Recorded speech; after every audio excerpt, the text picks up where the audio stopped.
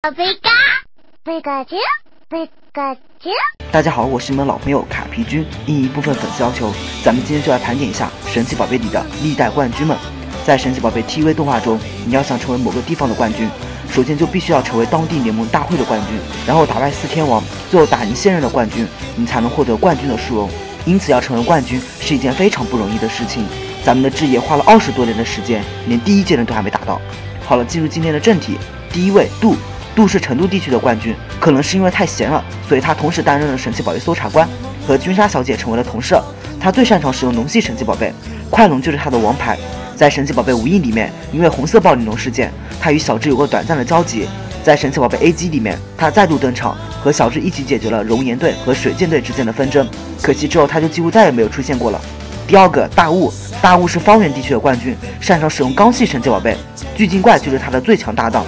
在神奇宝贝 XY 里，为了解决卡洛斯的危机而再次登场，此时的他已经有了进化知识，巨鲸怪也因此能够超进化。顺带吐槽一下，这10多年里他的变化可真够大的，堪比整容。第3位明可丽原本只是道馆馆主，后来成为了方圆地区的冠军，更是被誉为华丽大赛大师。他自创了明可丽杯，在这场比赛中获得的缎带勋章在全国都可以用，因此很多协调训练家都想得到它，小姚和小光也不例外。第4位竹南可能是最受欢迎的冠军了，因此他在动画中有过比较多的戏份。他喜欢研究神学和历史，同时也是个不折不扣的吃货。小智的劲敌真丝曾经向他发起过挑战，但是在他的丽尔露莎面前，真丝完全就不是对手。在神奇宝贝 BW 里，他作为特邀嘉宾和一休地区的4天王对战，由于时间有限，所以只有他打成了平手。第5位阿黛克是一休地区的冠军，他的最强搭档为爆爆头水流。小智曾向他挑战过，可是他却在对战中睡着了。虽然说那个时候的小智很菜，但是你也不至于睡着吧，这样也太不尊重对手了。对此他的神奇宝贝爆爆头水流都看不下去了，一招就将他撞飞到树上。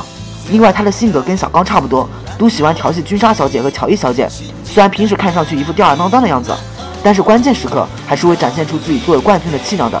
曾经徒手就干翻了盖亚岩，找到了他暴露的原因，这也使得君莎小姐对他的态度改观了。第6位卡路莱不仅是卡洛斯地区的冠军，更是一名女演员，所以在当地十分受欢迎。他的主要搭档为沙赖朵的实力暂时不用多说的，尤其是超进化后，小智第1次和他对战当然是被完虐了。可是后来当小智和甲贺忍蛙羁绊进化后，一度压制住了卡路莱的沙赖朵，要不是因为一些事情中断了比赛，不然就有好戏看了。那么最后你们觉得哪个地方的冠军最厉害呢？好了，今天分享就到这了，希望大家赏个脸点个赞哦，咱们下期见。